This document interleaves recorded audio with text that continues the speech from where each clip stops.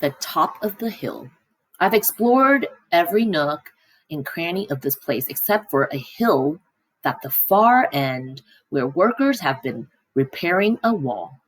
They're finally gone.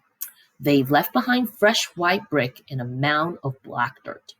While the others laze in the morning sun, I want to explore the hilltop. They've been there before, and I have not.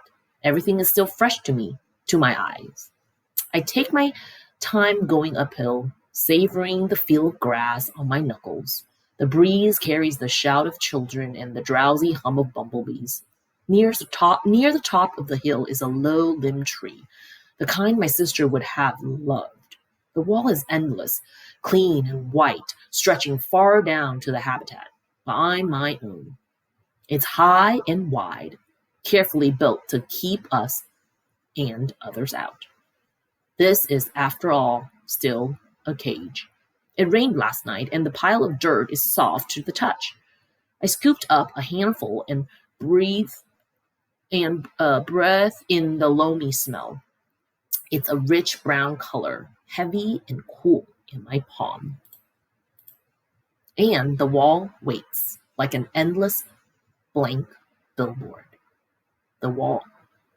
It's a big wall, but it's a big pile of dirt, and I'm a big artist.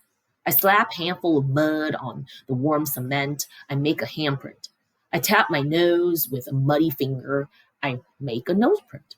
I slide my palms up and down. The mud is thick and hard to use, but I keep moving and scooping and spreading.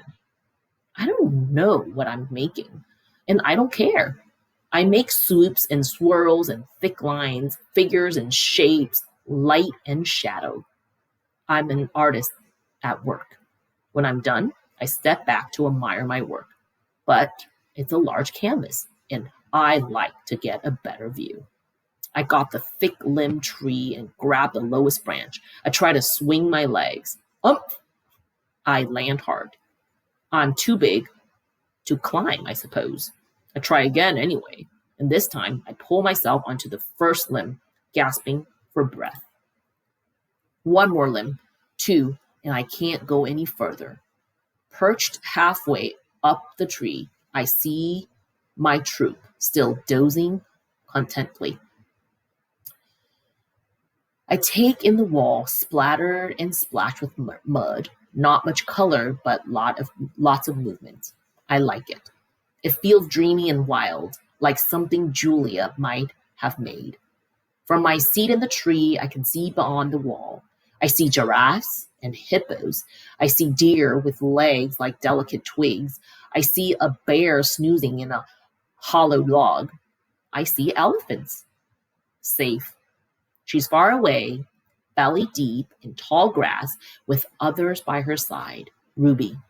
She's here, Stella, I whisper. Ruby's safe, just like I promised. I call to Ruby, but the wind tugs at my words, and I know she'll never hear. She'll never hear me. Still, Ruby pauses for a second. Her ears spread wide like tiny sails. Then, with lumbering grace, she moves on through the grass. Silverback. It's a cloudy evening, chill and drizzly. Dinner is on its way, but I don't care. All night we sleep in our den, but I'm always the last to head inside. I've been inside long enough. This time of the day, there aren't many visitors, just a few stragglers leaning on the walls that separate us. They point, take a couple photos, then head over to the nearby giraffes. One of the keeper is beckoning. Reluctantly, I turn to go. Out of the corner of my eyes, I see someone running. I pause. It's a girl with dark hair, lugging a backpack. A man follows behind, racing to catch up. Ivan, the girl yells. Ivan! It's Julia! I scramble to the edge of the wide moat that skirts the wall. Julia and George waves to me. I dash back and forth, hooting and grunting, doing a gorilla dance of happiness. Calm down, says the boys.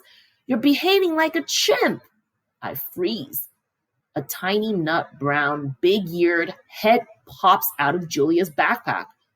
Nice place, Bob says. Bob, I say, it's really you. In the flesh. How? Where? I can't seem to find any words. George's job at the zoo doesn't start till next month. So he and Julia made an agreement. She's walking 3 extra dogs to cover my food. And get this, they're all poodles. You said you didn't want a home, I say. Yeah, Bob says, but Julia's mom likes my company, so I figure I'm doing everybody a favor. It's a win-win.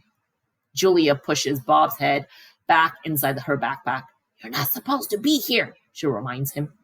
Ivan looks great, doesn't he, Jules? George asks, stronger, happier even. Julia holds up a little photo, but it's too far away for me to see. It's Ruby, Ivan. She's with other elephants now because of you. I know I want to tell her. I saw with my own eyes. We stare across the expanse that separates us. After a while, George pats Julia's arm. Time to go, Jules. Julia gives a wistful smile. Bye, Ivan.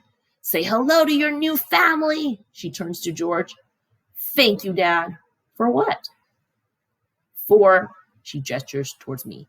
For this. They turn to leave.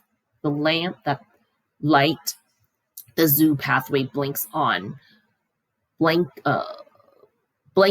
the world with yellow light. I can't just make out Bob's little head sticking out of Julia's backpack. You are the one and only Ivan, he calls. I nod, then turn towards my family, my life, my home. Mighty Silverback, I whisper.